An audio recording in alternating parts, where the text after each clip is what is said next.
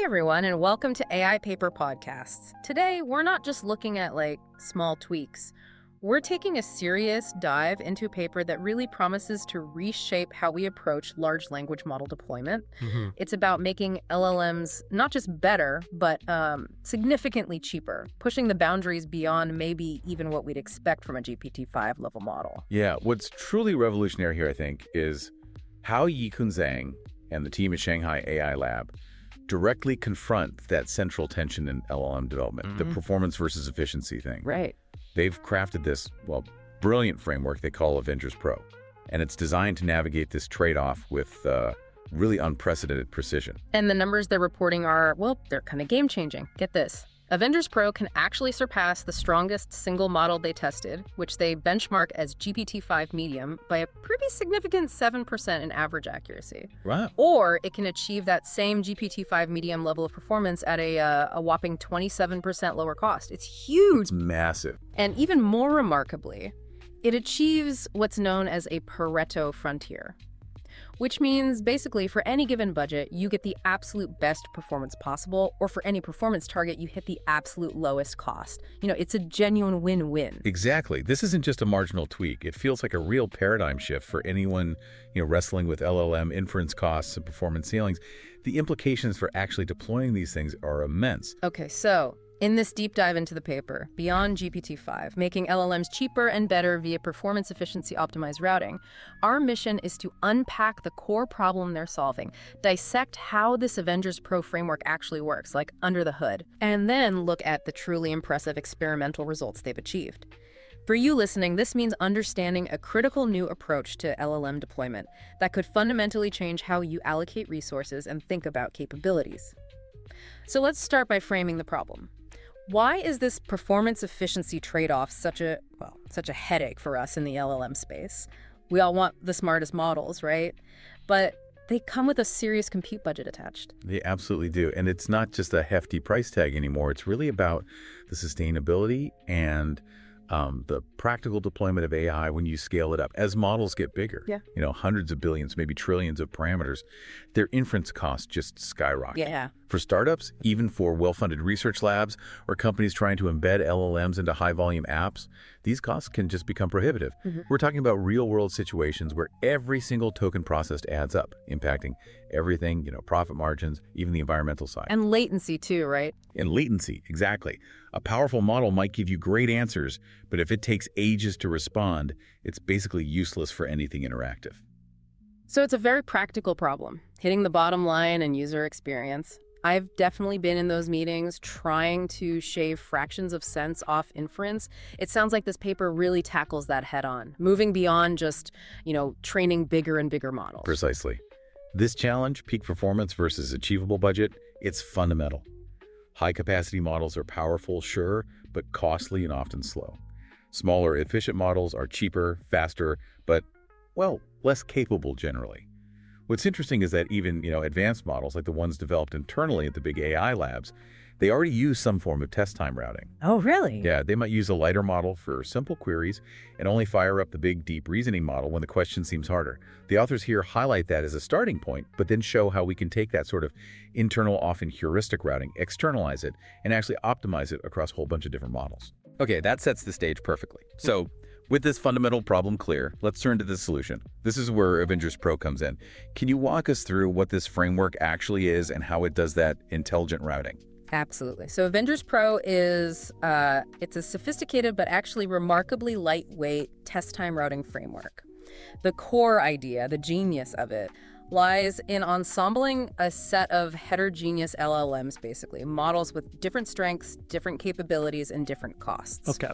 It's designed to give you a unified, kind of optimal solution across the entire spectrum of performance efficiency trade-offs you might care about. And it works through three core, very efficient steps when a query comes in: embedding, clustering, and scoring. Right. Embedding, clustering, scoring. Let's break those down. Embedding first. Yep, embedding. So when your query arrives, it doesn't just get sent straight to an LLM. First, it gets encoded into a dense semantic vector. The paper specifically mentions using the Qwen3 embedding 8B model for this, which gives you a 4,096-dimensional vector. Think of it like translating your question into a kind of universal numerical language that captures its meaning, its intent, maybe even its complexity. This lets the system understand what kind of query it's actually looking at. So it's like creating a unique fingerprint for the query based on its meaning. Exactly, a semantic fingerprint. Which brings us nicely to the second step, clustering. These semantic embeddings, these fingerprints, are then grouped into what the authors call semantically coherent query types. Okay. So you can imagine the system learning, okay, queries about coding problems usually fall into this bucket, factual recall questions go over here, creative writing prompts in another cluster. They use k-means clustering, specifically with k equals 60 clusters. 60 clusters. Why 60? Good question. That K60 value probably wasn't just picked out of thin air. They likely did ablation studies, like we often do in ML research, testing different values of K, to find a sweet spot. 60 probably gave enough granularity to tell different query types apart without making things overly complex or fragmented. Yeah. It essentially identifies the type of problem being asked. Makes sense. So you categorize the query type, but then how does Avengers Pro actually decide which model gets the job? Is there like a central controller making that call? That's exactly where the third step, scoring, comes in. And this is really the core of the intelligent decision-making. For each of those identified clusters, and for every model available in the ensemble, Avengers Pro calculates a special performance efficiency score. Ah, okay. The secret sauce. Kind of. This score is a weighted sum. The formula is alpha times normalized performance plus 1 alpha times 1 normalized efficiency quest. Okay, let's unpack that. PUS is performance. Right. PUS is the normalized performance of model J on queries within cluster I. Normalized means it's scaled, usually 0 to 1, so higher always means better performance like accuracy. And cost. That's a normalized efficiency, or you can think of it as cost, of model J on queries in cluster I. Now, notice they use one query in the sum. Right, why 1 minus? That effectively flicks it. Lower cost, higher efficiency is better, so QUIS would be low for a cheap model. Makes it high for a cheap model, turning efficiency into a benefit score, just like performance. So now higher is better for both terms in the sum. Ah, clever. So they're both scaled 0 to 1, higher is better, and alpha balances them. Precisely. Alpha is your critical trade-off parameter, ranging from 0 to 1. If you crank alpha up high, say 0.9, you're telling Avengers Pro, look, prioritize performance, get me the best accuracy, I don't mind the cost as much. Okay. But if you set alpha low, like 0.1 you're saying, optimize for efficiency, minimize the cost, I can handle a slight dip in accuracy if needed. It gives you this incredibly fine-grained control knob. So just to make sure I've got this, during inference, my query comes in, gets its semantic fingerprint. That fingerprint helps assign it to its closest query types or clusters. And then, based on my chosen alpha, how much I care about performance versus cost right now, the system looks at the pre-calculated scores for each model on those cluster types and dynamically picks the best model for this specific query from its ensemble. Is that it? You've nailed it. During inference, the query gets assigned to its top pay nearest clusters in that embedding space. They use P4 in their experiments. Top 4 clusters. Why 4? Again, probably ablation studies. P4 likely gave enough semantic context from reloaded query types without overcomplicating the final score calculation. Then, for each model in the ensemble, its scores across those top 4 clusters are summed up. The model with the highest total score gets the query. Simple as that. It's a fluid, intelligent decision tailored to the query and your operational priorities set by alpha. That's the elegant how. Really cool. Now, for the proof is in the pudding, right? What models do they actually use in this ensemble, and what benchmarks did they throw at it? This is where we see the real-world impact. Yeah, this is crucial. They put Avengers Pro through a really rigorous evaluation. They tested it against 8 top-tier LLMs from 4 major families. And smartly, they accessed these via the Open Router API. Ah, Open Router. Good for standardization. Exactly. It gives you a standard interface, consistent pricing, performance metrics, ensures a fair fight, basically. The lineup included, from Google, they had Gemini 2.5 Flash and Gemini 2.5 Pro. Right. From Anthropic, Claude 4.1 Opus and Claude 4 Sonnet. From OpenAI, GPT-5 Chat, and this GPT-5 Medium. And from Qwen, the Qwen 3 235B model, sometimes called Qwen 3, and the Qwen 3 Thinking variant. Okay, just a quick note for everyone listening. When we say GPT-5 Medium here, it's important to remember this likely refers to a powerful, maybe internal or early access, high-performance model the authors used as a benchmark in their study. It gives us a peek at the cutting edge, but it's not necessarily, a general release OpenAI model right now. That's a great point. It sets a very, very high bar for comparison. And for the benchmarks, they didn't mess around. They picked 6 incredibly challenging ones, covering a really broad spectrum, advanced reasoning, general knowledge totaling over 2,600 questions. These weren't easy wins. Okay, like what? They used GPQA Diamond. That's a graduate-level Google-proof Q&A set. Really needs deep, multi-step reasoning, chain of thought stuff, a real test of understanding. Human's Last Exam, HLE. It's technically multimodal, but they use the text-only part. Focuses on complex, knowledge-heavy academic questions. ARC-AGI. This one's designed to test fluid intelligence, novel problem-solving getting beyond just memorization. Simple QA. More about factuality, short, direct questions. Good for checking basic recall. Live Code Bench. A dynamic coding benchmark tries to avoid contamination from training data, testing practical coding on current problems.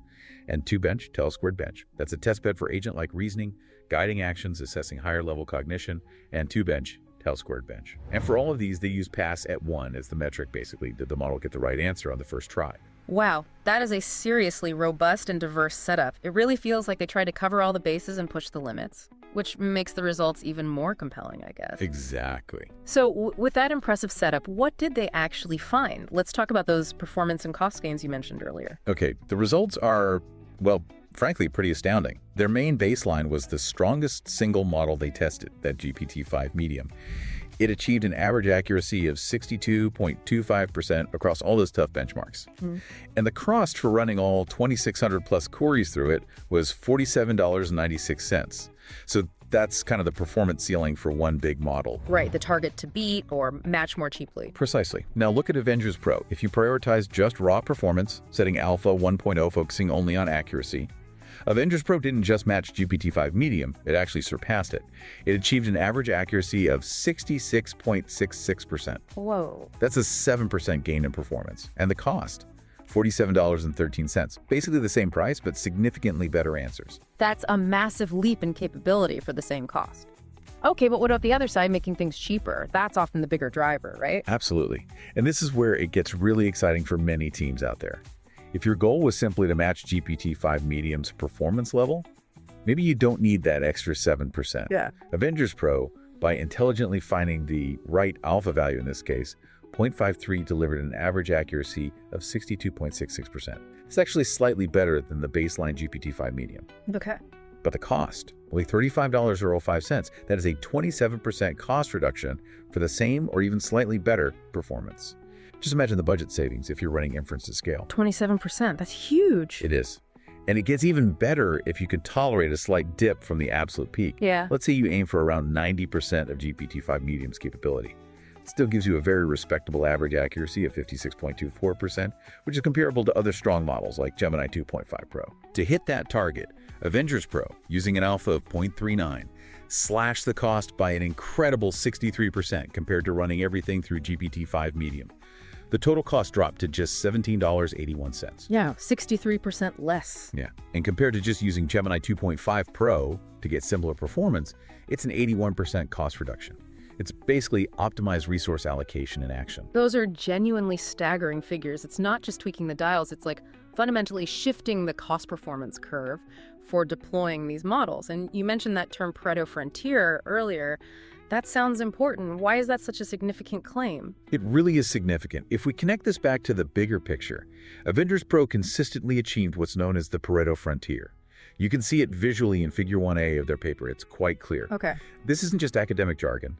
What it means is, for any specific cost you're willing to spend, Avengers Pro delivered the absolute highest performance possible among all the tested models and configurations at that budget level. Maximum bang for your buck, essentially. Exactly. And conversely, if you have a fixed performance target you need to hit, Avengers Pro consistently provided the lowest cost compared to any other single model achieving that same accuracy. It tells us Avengers Pro isn't just making a compromise, it's finding the truly optimal balance point. No single model could simultaneously give you both better performance and lower cost than the corresponding Avengers Pro configuration on that frontier. That's powerful. It really suggests this isn't just one good setting, but an optimal strategy across the whole spectrum. Precisely. Now, this alpha parameter you described, it really sounds like the key control, the main dial for tuning Avengers Pro. How does changing alpha actually affect the framework's behavior behind the scenes? Like, which models does it end up using more or less? Yeah, it's fascinating to watch the dynamics of alpha. Figure 2 in the paper shows this really well. As you increase alpha, so giving more weight to performance, you see the average accuracy climb pretty quickly, especially when alpha is small. But then that climb starts to level off. It plateaus around alpha of, say, 0.6 or so. This plateau kind of suggests that beyond that point, you're pushing harder for performance. But the accuracy gains get smaller and smaller, more incremental. Diminishing returns. Exactly. Diminishing returns on accuracy. But the cost, that behaves quite differently. The total cost stays relatively low until alpha hits about 0.4. After that point, it starts rising really sharply. Ah, so there's a steep part of the cost curve. Right. And these trends reveal these two interesting elbows in the curve. One around alpha 0.4, which looks like a really cost-efficient sweet spot, good performance without a big cost jump, and another around alpha 0.6, where you get a great balance near peak performance before the costs really explode. Understanding these elbows lets engineers tune the system really precisely for what they need: extreme cost savings or pushing closer to peak accuracy. So it's not just a smooth line. There are these specific points where you get maybe disproportionate value depending on whether you lean towards cost or performance. That's super useful for actually deploying this. Incredibly useful. And figure 3 in the paper shows the consequence of this. A clear shift in which models get used. When alpha is low, prioritizing efficiency. What do you think happens? It uses the cheaper models more, like the Quinn ones. Exactly. Avengers Pro heavily favors the cost-efficient models like Qwen 3 and Qwen 3 Thinking. A large chunk of queries get routed there to maximize savings. But as you increase alpha and performance becomes king, the usage of that powerful GPT-5 medium model shoots up rapidly. Makes sense. And at the same time, more queries also start getting routed to other high capability but also higher cost models like Gemini 2.5 Pro and Claude 4.1 Opus. The system intelligently scales up its use of expensive, powerful models only when the performance demand set by alpha really warrants it. It's all thanks to that dynamic scoring and routing. So wrapping this up a bit, what does this all mean for us, for the AI researchers, the ML engineers listening, the people actually trying to build and deploy better, more efficient LLM systems day to day? This feels like it could really change how we approach integrating LLMs, moving us away from just picking one model. I think it absolutely could. This work really underscores the huge potential of doing intelligent routing at test time. Avengers Pro shows that by strategically combining existing different LLMs, we can build systems that are, well, simultaneously more powerful, more efficient, and inherently more scalable. Yeah. It really challenges that prevailing idea that we always need one single monolithic, ever larger model to reach our goals. Instead, it offers this practical, fine-grained control over the whole performance efficiency spectrum. And that control is absolutely critical for real-world apps where budgets, latency, throughput, they often matter just as much as raw accuracy. It's like having a toolkit instead of just one hammer. Exactly. It's a modular, adaptive approach. It empowers you, the engineer, to tailor your LLM deployment precisely to the demands of your specific application, rather than being forced into a one-size-fits-all compromise. I can definitely see this being super impactful for specialized applications, maybe where different parts of a workflow need different kinds of reasoning or access to different knowledge. And hey, for those of you listening who want to try this out, the authors have made the code for Avengers Pro available on GitHub. That's a huge plus. Makes it much easier to experiment and build on. Absolutely. Well, what a fascinating exploration of beyond GPT-5, making LLMs cheaper and better via performance efficiency optimized routing. We've seen how Avengers Pro offers this really elegant, powerful solution to that core LLM dilemma, delivering state-of-the-art results while giving just unprecedented control over the cost-performance trade-off. Yeah, this work really does open up some new doors. And it raises an interesting question, maybe for you to think about after this. Beyond just Q&A, what other kinds of complex, maybe multi-model agent systems could this dynamic routing framework enable? Yeah, how might this reshape our approach to designing specialized, cost-optimized AI agents that can maybe adapt their own capabilities on the fly, depending on the task? Think about how that granular control over model selection could unlock totally new possibilities for highly efficient, task-specific AI systems. That's a great thought to leave people with. Definitely check out the paper in the GitHub repo if this sparked your interest. It's a fantastic example of how clever architectural design, not just bigger models, can yield massive gains in the LLM landscape. Thanks for joining us for this deep dive. Thanks for having me. And we'll catch you on the next edition of AI Paper Podcasts.